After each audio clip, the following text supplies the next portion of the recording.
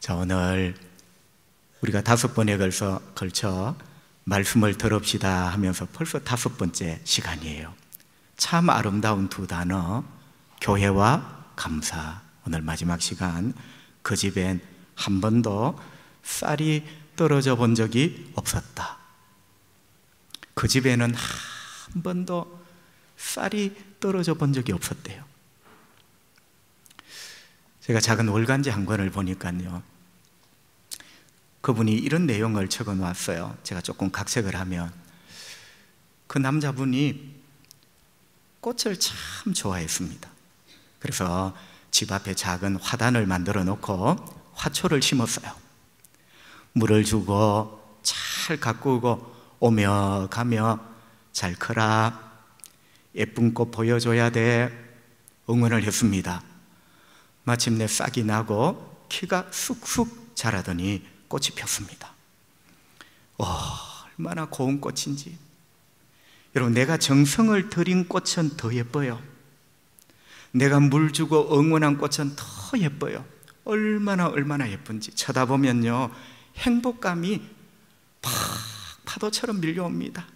너를 보니 참 행복하구나. 여러분도 그런 경험들이 있으시죠? 그죠? 그런데 며칠이 지나지 않아 이 꽃들이 하나 둘 시들더니 하나씩 떨어지는 거예요. 오래 가야 될 꽃이 시들더니 목이 똑 부러지며 떨어지는 거예요. 여러분, 이 남자분이 왜 이래? 이 녀석들 너 왜 이래? 왜 이러는 거야? 너무 안타까웠습니다.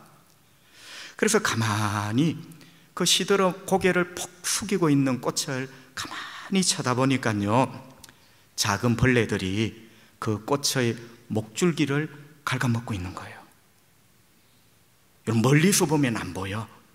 자세히 너 왜 그래 하고 쳐다보니 그 꽃의 목줄기를 작은 벌레들이 갉아먹고 있어요.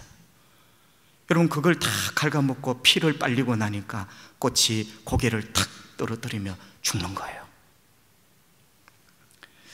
그래서 그 내용의 끝이 뭐냐면, 이 작가가 이렇게 마무리를 합니다. 작은 벌레가 나의 예쁜 꽃을 죽였다. 여러분, 마음은 아프지만 문장이 참 좋지요, 그죠? 작은 벌레가 내 예쁜 꽃을 죽였다.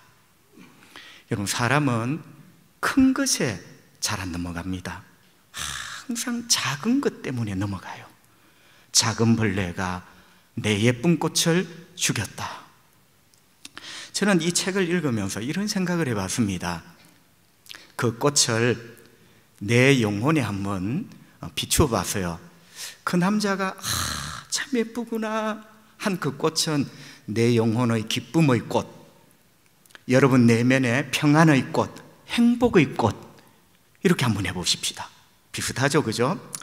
여러분, 내 안에 기쁨의 꽃, 평안과 행복의 꽃, 가만히 보니까 내 안에 있는 이 기쁨과 행복의 꽃을 갉아먹는 벌레가 있더라는 거예요. 여러분, 그 벌레 중에 어떤 이 뭔지 아세요? 염려하는 겁니다. 염려하는 것. 그 염려의 형님이 두려움이에요. 여러분, 눈이 옵니다. 치우지 않고 소복 쌓이면 두꺼운 얼음이 됩니다. 오늘 염려하고 내일 염려하고 또 다음 날 염려하고 나중에는 그 염려가 쌓이면요, 두려움이라는 얼음덩이가 돼요. 거기에는 절대로 행복의 꽃이 필 수가 없죠. 여러분, 내 안을 들여다보니 내 영혼 안에 기쁨의 꽃을, 평안의 꽃을 이 염려라는 벌레가 내 안에서, 이 김대원 목사 안에서 갉아먹고 있더라는 거예요. 여러분, 정말일까요? 이 염려가 행복의 꽃을 떨어뜨립니까? 여러분, 뒤집어 한번 물어보세요. 자, 마음에 염려가 가득한 어떤 사람이 있습니다. 염려가 가득한 어떤 사람. 더 솔직하게 표현을 하면, 눈을 뜨자마자 살아가는 모든 시간을 염려하고 걱정하고 두려워하는 사람. 여러분, 눈을 뜨자마자 염려하고 두려워하는 사람, 그의 인생이 행복할 수 있을까요? 제가 묻는 말을 여러분 속으로 한번 대답해 보세요. 목사님 설마요? 하루 종일 염려에 붙잡혀 사는 사람이 그 영혼에, 그 내면에 기쁨의 꽃이 피고 평안의 꽃이 피고 행복의 꽃이 피면서 행복할 수 있겠는가? 여러분, 이거는 말이 안 되는 말이에요.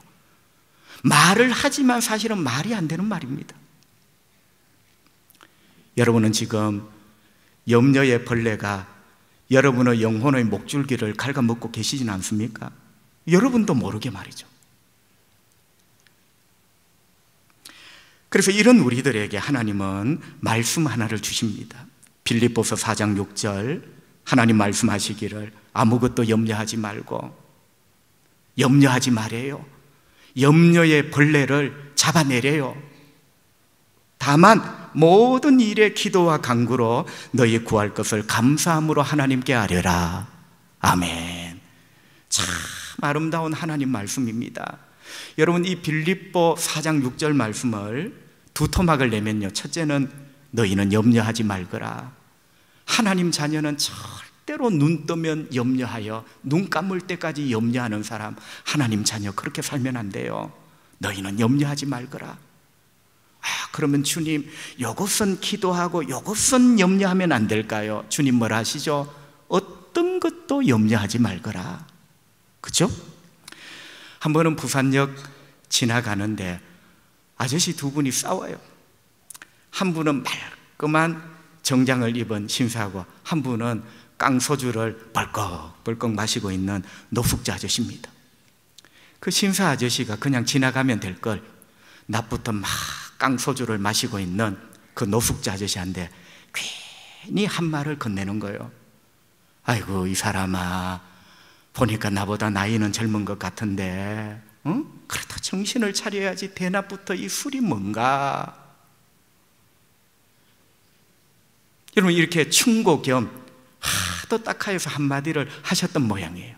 그러니까 이 조금 젊은 노숙자 아저씨가 뭐라고요? 여보시오, 술이라도 마셔야 내가 이 고통을 잊고 살지. 나도 참 마음이 아팠어요. 술이라도 마셔야 내가 이 고통을 잊고 살지. 응? 그러면 술 마시지 말라고 하는데 술 아니면 그럼 나보고 뭘 하란 말이요? 여러분, 이렇게 물으니까 답이 없어요. 고통과 아픔을 잊어버리려고 깡술을 마시고 있는데 술 마시지 말라 하니 그럼 나보고 뭘 하라는 거야? 이렇게 묻는 거죠. 우리 주님은 우리 보고 염려하지 말라고 하십니다. 그런데 우리 안에 문득 질문 하나가 튀어나와요. 주님, 성경 말씀은 다 맞습니다. 주님이 저보고 모든 것 염려하지 말라고 말씀하시는데 내가 그래도 염려라고 조금 해야 마음이 편한데 주님이 나보고 염려하지 말라고 하시면 나는 그러면 뭘 하라고요? 자꾸 안에 용수철처럼 이 질문이 튀어나와요. 주님은 염려하지 말라고 하는데, 여러분, 사람은 심리학적으로 염려를 하면 조금은 편안한 데가 있어요. 내가 염려를 함으로 뭔가 될 것 같은, 주님은 염려하지 말래. 주님, 내가 염려라는 깡소주 안 마시면 그럼 날 보고 어떡하라고요? 두 번째 토막이 뭡니까? 그래서 주님이 주시는 말씀이 기도하라는 거예요. 믿으시면 아멘. 나보고 뭘 하라고요? 얘야, 기도하거라, 감사하거라. 그게 빌립보 4장 6절 후반부잖아요. 기도하거라, 감사하거라. 여러분, 기도한다는 말, 그리고 감사한다는 말은요, 어떤 종교의식을 말하는 게 아니라 기도와 감사의 본질이 뭐죠? 저는 깨달았어요.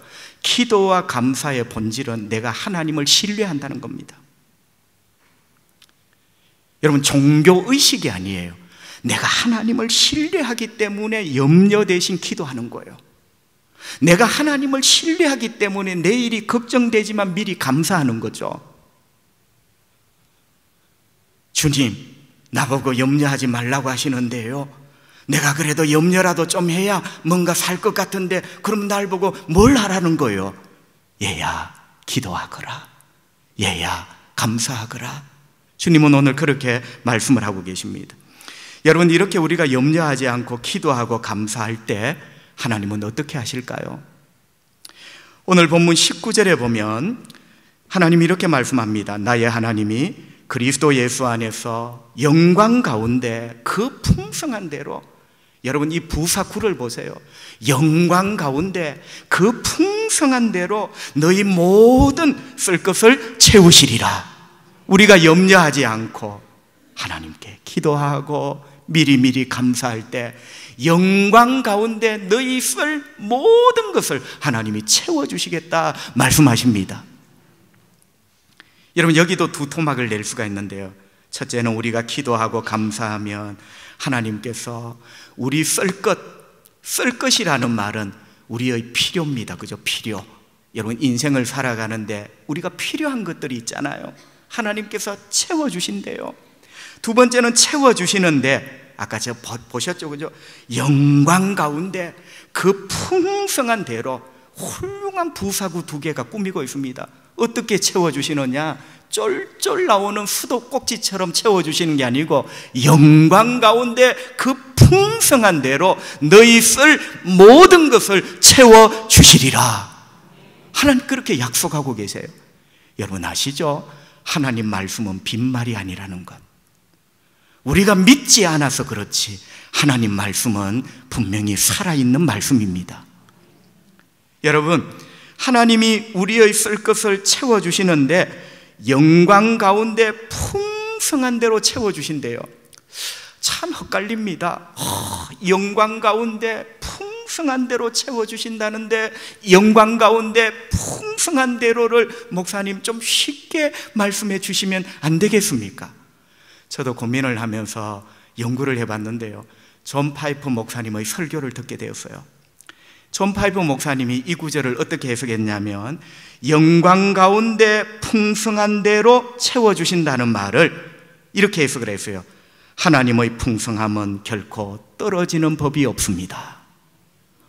여러분 하나님이 풍성함 가운데 우리에게 채워주시잖아요. 우리에게 채워주시고 나면 하나님이 좀 줄어듭니까? 100년을 채워주고 나면 하나님의 풍성함이 떨어집니까? 존 파이프가 아주 정확한 해석을 했어요.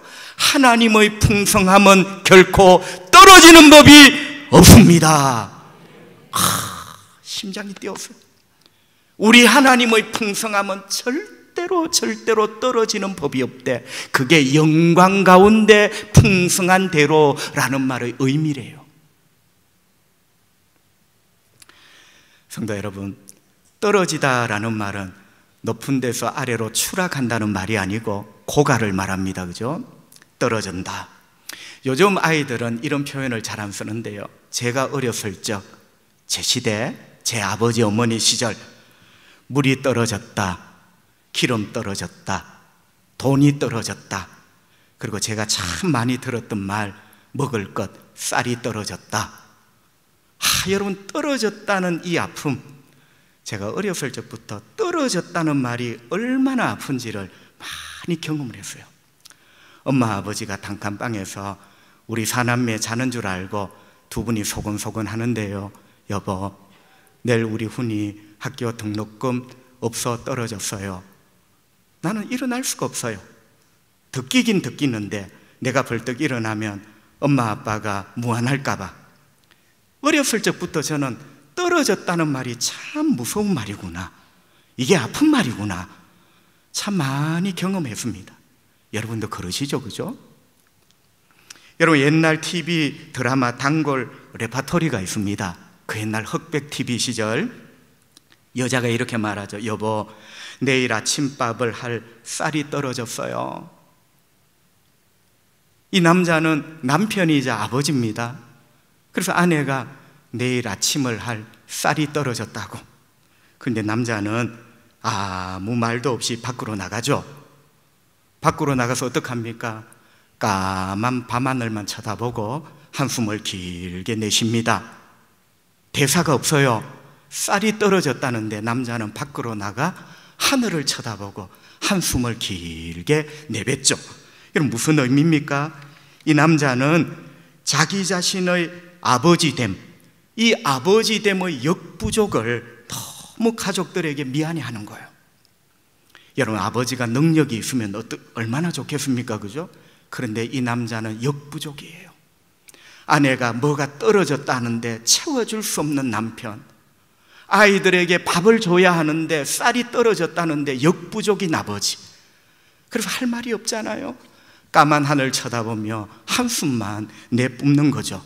가족에 대한 미안함, 역부족인 아버지, 자기 자신에 대한 어떤 한탄.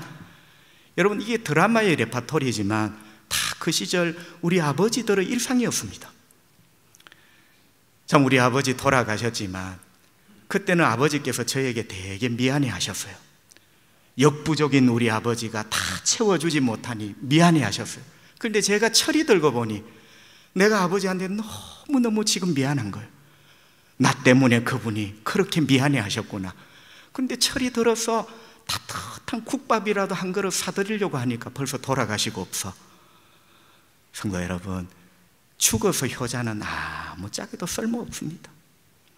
어머니 아버지 살아계실 때 그래도 따뜻한 말 한마디라도 건네는, 그 옛날 우리의 아버지 어머니가 채워줄 수 없는 역부족 때문에 얼마나 까만 밤하늘을 바라보고 한숨을 내뿜었었겠습니까? 그죠, 여러분?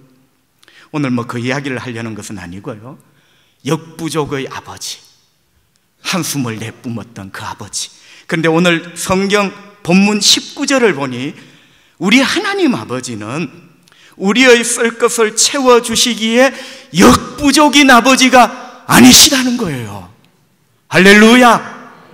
역부족인 아버지가 아니시다. 여러분, 성경이 뭐라고 하십니까? 우리 하나님 아버지는 너희 쓸 모든 것을 풍성한 대로 채워주시는 아버지. 그리고 더 나아가서요, 풍성한 대로도 대단한 말이지만 그 풍성함이 결코 떨어지지 않는 아버지, 그분이 우리 하나님 아버지예요. 그 하나님 아버지께서 너희들이 기도하고 감사하면 너의 모든 쓸 것에 이렇게 채워주실 것을 말씀하고 계시죠. 성도 여러분, 우리가 믿고 사랑하고 예배하는 아버지는 이런 하나님 아버지인 줄 믿습니다. 풍성하게 채워주시는 아버지. 저거 떨어지면 어떠나, 떨어지면 어떡하냐, 천만의 말씀. 우리 하나님 아버지의 그 풍성함은 결코 떨어지는 법이 없는 풍성함. 그분이 바로 우리가 예배하는 하나님 아버지, 우리가 믿고 사랑하는 하나님 아버지예요. 여러분, 그렇다면 이런 하나님 아버지를 믿는 우리가 기도하며 살아야지. 아멘. 풍성하게 채워주시고도 그 풍성함이 결코 떨어지지 않는 하나님을 내가 아버지라고 부른다면 기도해야지. 그 하나님을 믿으며 눈만 뜨면 염려하고, 말이 됩니까? 자, 여러분, 이게 설교가 아니라고 생각해도 여러분을 한번 생각해 보세요. 우리 하나님 아버지를 이렇게 예배하는데 그 아버지가 그런 아버지인데 기도하지 않고 신뢰하며 감사하지 않고 염려하고 두려워하고, 말이 안 되는 이야기죠. 여러분, 아까도 말씀을 드렸지만 제가 어렸을 적에 뭔가 떨어졌다는 상황이 종종 있었습니다. 뭐가 떨어졌다는 말이 참 두려운 말이구나, 어릴 때부터 느꼈어요. 아까 말씀드렸죠. 엄마가 아버지에게 소곤소곤 하시는 말씀, 쌀이 떨어졌어요, 돈이 떨어졌어요, 등록금 줄 게 없어요. 이게 다 떨어진 상황이거든요. 그런데 여러분, 제가 살았던 그 동네에 또래 친구가 하나 있었는데 이 친구는 뭔가가 떨어진 적이 한 번도 없는 친구야. 나는 뭔가가 떨어진다는 게 뭔지를 아는 아이였고, 그 친구는 뭔가가 떨어졌다는 게 도대체 뭔지를 모르는 친구. 떨어졌다는 게 뭔지를 모르니 떨어질 것을 염려를 한 번도 해볼 수 없는 친구. 왜 그러냐면 그 집 아버지가 쌀집 주인이었습니다. 우리는 쌀을 대박으로 사서 밥을 해 먹어야 되지만 쌀을 산처럼 쌓아놓고 파는, 여러분, 제가 어렸을 적에는 제가 가만히 보니까 돈을 그대로 그래도 버는 장사가 전빵, 골목에는 터줏대감 전빵이 있었어요. 그리고 동네 돈을 다 끄는 집이 쌀집입니다. 지금 이런 말 하면 젊은 애들이 웃어요. 그런데 제가 어렸을 적에는요, 동네에 돈을 다 끄는 집이 쌀집이에요. 쌀이 귀했거든. 그 쌀집 이름이 해평쌀집입니다. 아직도 안 잊어버려요. 나는 떨어졌다는 게 뭔지를 알고 너무나 때로는 염려와 아픔인데, 그 해평쌀집 아들은 떨어졌다는 게 뭔지 몰라. 쌀도 안 떨어져, 돈도 안 떨어져. 염려의 기색이 없어요. 저 아버지가 쌀집 아버지. 그 쌀집 아버지 아들은 쌀이 떨어져 본 적이 없어요. 쌀이 떨어져 본 적이 없으니 염려라는 게 뭔지 몰라. 참 저하고 대조적으로 살았습니다. 여러분, 우리 하나님 아버지는 쌀집 하는 아버지 정도입니까? 여러분, 성경을 보세요. 우리 하나님 아버지는 쌀집 하는 아버지 정도가 아니에요. 우리 하나님 아버지는 쌀집 주인 아버지가 아니라 온 세상의 주인이십니다. 하늘도 하나님 것, 땅도 하나님 것, 바다도 하나님 것, 그 위에 별들, 바다 속의 모든 어족도 하나님의 것. 우리 하나님은 온 세상의 주인이십니다. 그래서 하나님을 창조주라고 하고 하나님을 왕이라고 합니다. 우리 하나님은 쌀집 주인 아버지 아니에요. 온 세상의 주인이신 우리 하나님 아버지. 그분은 능력과 권세와 사랑을 가지고 하나님의 자녀들인 저와 여러분의 쓸 것을 풍성하게 채워주십니다. 그것도 그분의 풍성함은 떨어지는 법이 없어요. 혹 그 쌀집에 쌀이 떨어지는 법이 있을지 몰라도 우리 하늘 아버지의 집에 풍성한 은혜는 떨어지는 법이 없습니다. 그 하나님이 우리 하나님 아버지예요. 로마서 8장 32절, 자기 아들을 아끼지 아니하시고 하나님은 그 아들 예수님도 아끼지 아니하시고 우리 모든 사람을 위하여 내주시니가 십자가에 내어주셨어요. 어찌 그 아들과 함께 모든 것을 우리에게 주시지 아니하겠느냐. 하나님의 풍성함은 끝이 없습니다. 하나님의 풍성함은 결코 떨어지는 법이 없습니다. 독생자를 내어주시고 독생자 예수뿐만 아니라 모든 것을 너희들에게 주지 않겠느냐. 하나님은 우리에게 되묻고 계십니다.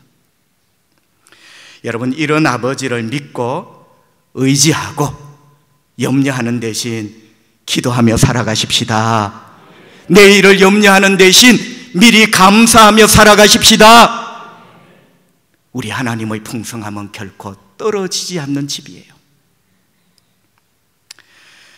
2010년도 남미 칠레라는 나라에서 탄광이 무너졌어요. 그럼 갱도가 무너진 거죠. 지하 700m 탄광에 33명의 광부가 갇혔어요. 여러분, 이 뉴스 다 여러분이 옛날에 들었어요.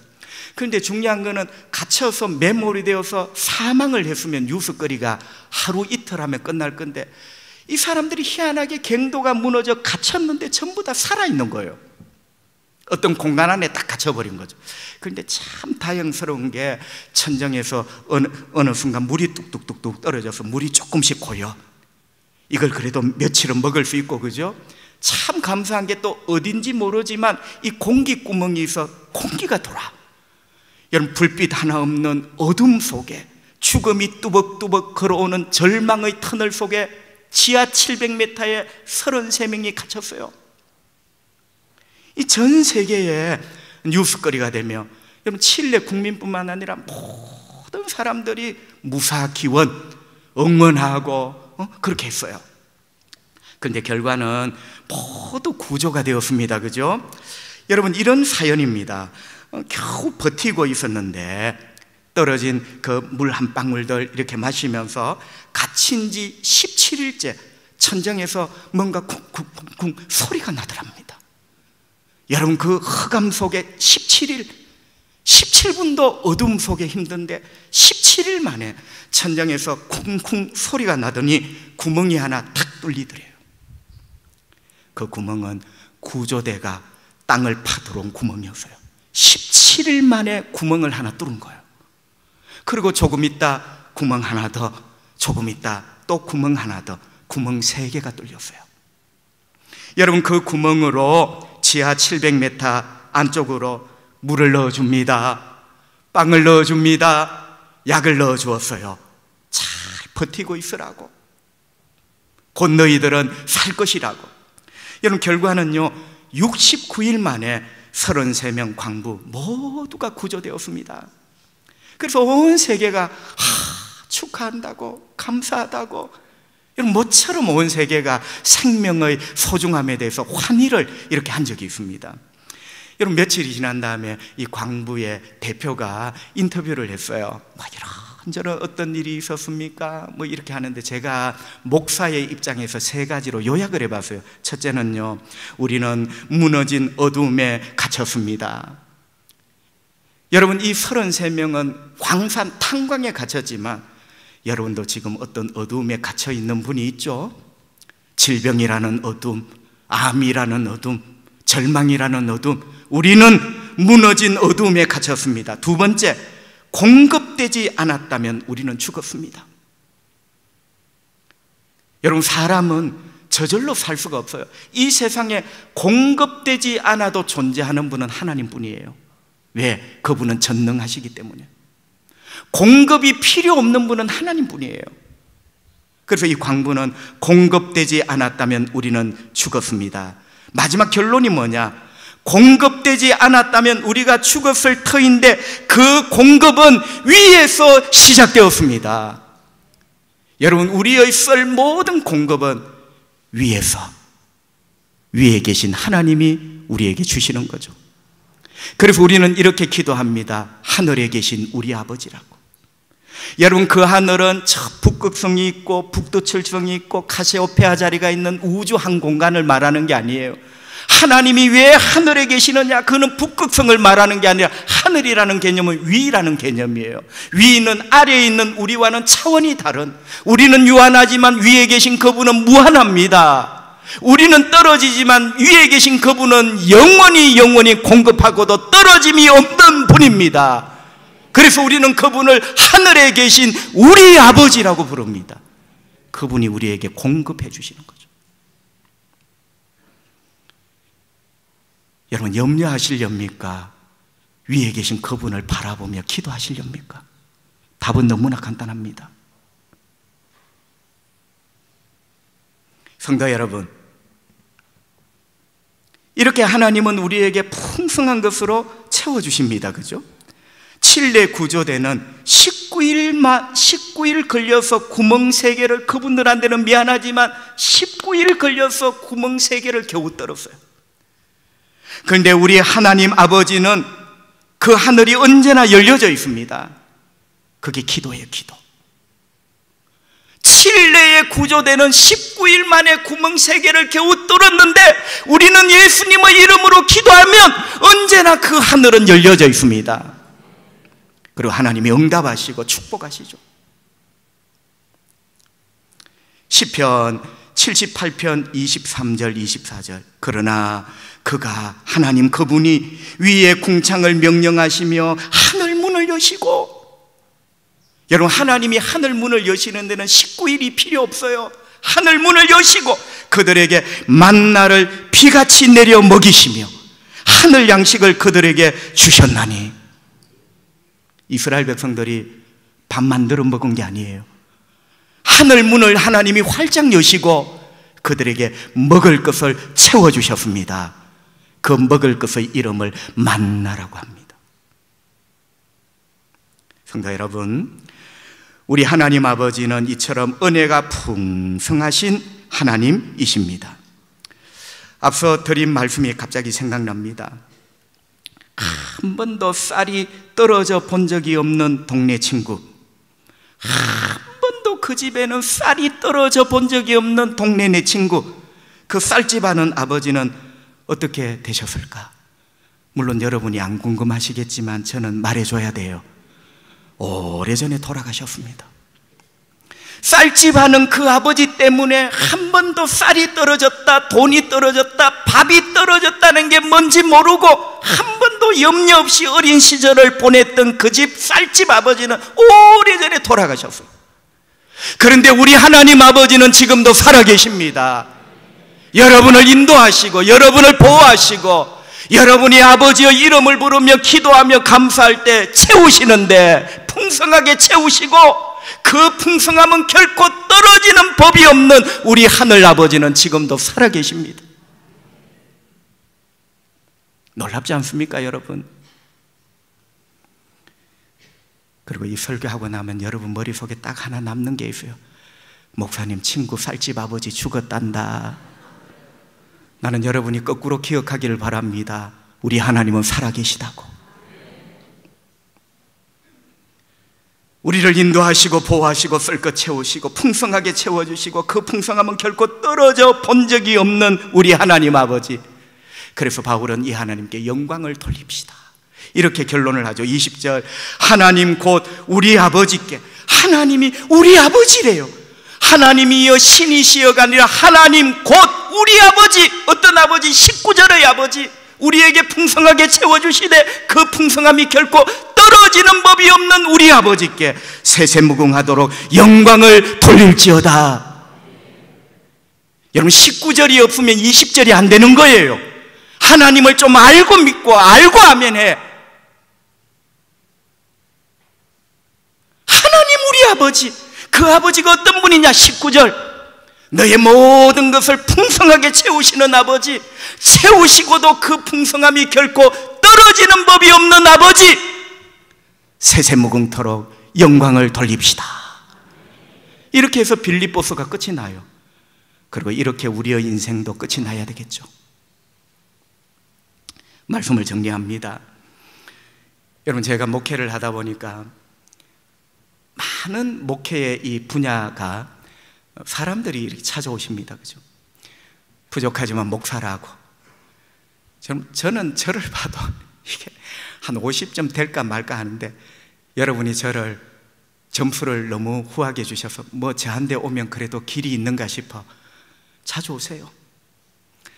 자주 오셔서 울기도 하시고 영감님 욕도 하시고 뭐 온갖 이야기 다 합니다. 누구 흉도 보고.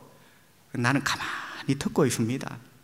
들어주는 게 답이에요. 내가 하나님이 아닌 다음에 뭐라고 말할 수도 없고. 그런데 영감님 욕 한 10분 하고 나갈 때 보면 화색이 확 피어 있어요. 뭐라도 누구한테 이렇게 쏟아내면요, 제 앞에 또 어떤 분은 막 울어요. 당황스러워요. 왜 내 앞에서 우는지 몰라.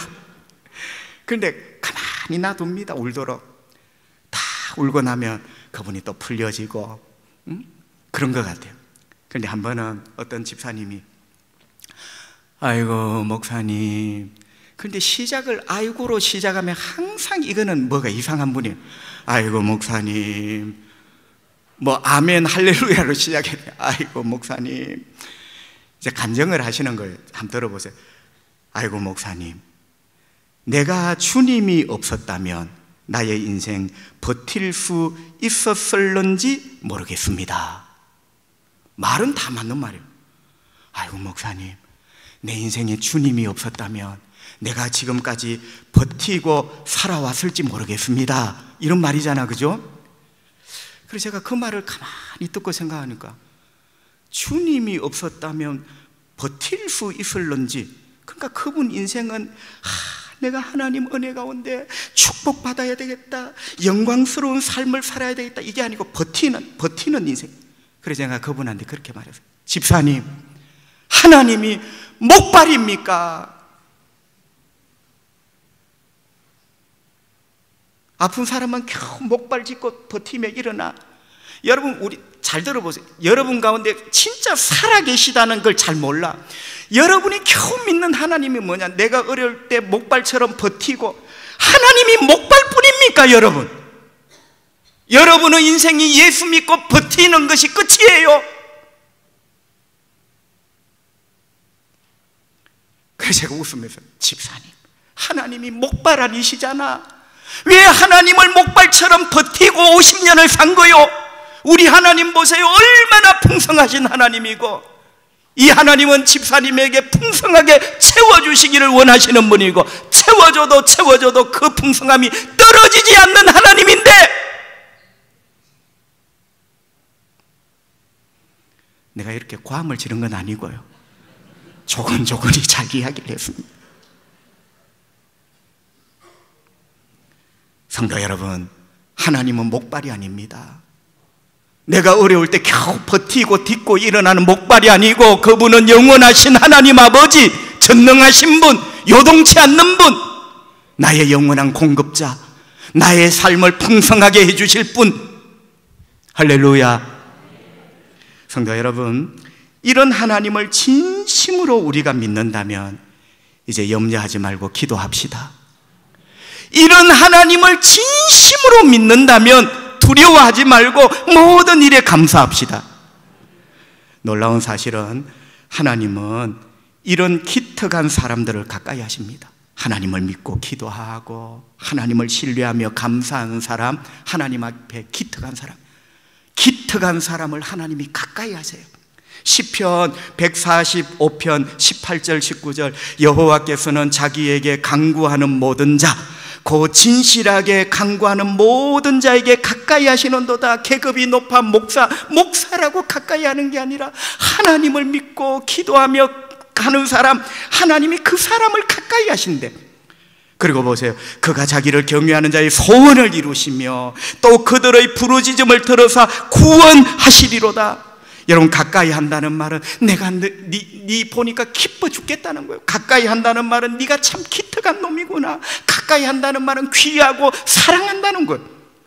성도 여러분, 어떤 일을 만나더라도 이제 아무것도 염려하지 말고, 보소, 내가 이 깡소주라도 안 먹으면 뭘 하란 말이요? 주님, 내가 염려라도 안 하면 불안해서 그런데 뭘 하란 말이요? 주님 말씀하시잖아요, 하나님을 믿고 기도하고 감사하라고.